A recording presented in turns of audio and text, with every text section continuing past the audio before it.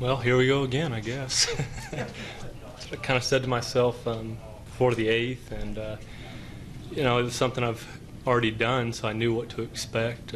This one's a little different, being in Cincinnati, and I just kind of went one pitch at a time, and at the end, I just kind of looked at the glove and threw it as hard as I could, I guess. You were touching 96, 97 in the 9th inning.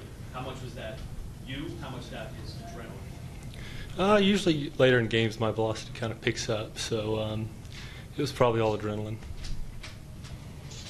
When do you start thinking about it? Today I think it was about the 6th, something like that. Man, it's just so soon after it happened. You still can't really play it all right now. I mean, you're still in a little daze from being tired and all the events that have happened and stuff on the field. So, probably in a couple of days I'll remember a little bit more of it. Homer in the 7th on the fielder's choice where Joey got Blanco. Did you go? That was. Well, I was late breaking there, and I thought it would be Hal McCoy, wouldn't it? Yeah. I was a little late breaking there. I thought maybe he was going to catch it in the air, and I saw it bounce. And I think I was ahead of Posey still, and I saw him throw it. I was like, man, what are you doing? And he ended up getting the guy, so it was a good play. So Ryan, after the You can't back off. You can't try to do more. Somebody once told me that to pitch deep into games in the 7th, 8th, and 9th is all about your ability to focus. And that was something that I played through my head in the later innings. I'm just going to focus. I'm going to focus and try to execute pitches. I don't have to throw it any harder. My slider does not have to be any better. I just have to make that pitch. And like I said, you just have to kind of have I don't care. I'm coming after you. I'm throwing it to the glove. I'm not backing off. I'm not going forward.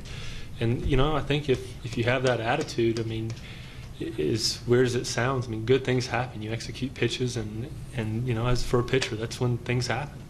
Homer, do you do anything tonight? Well, yeah. It means a lot. And he's still got some time left,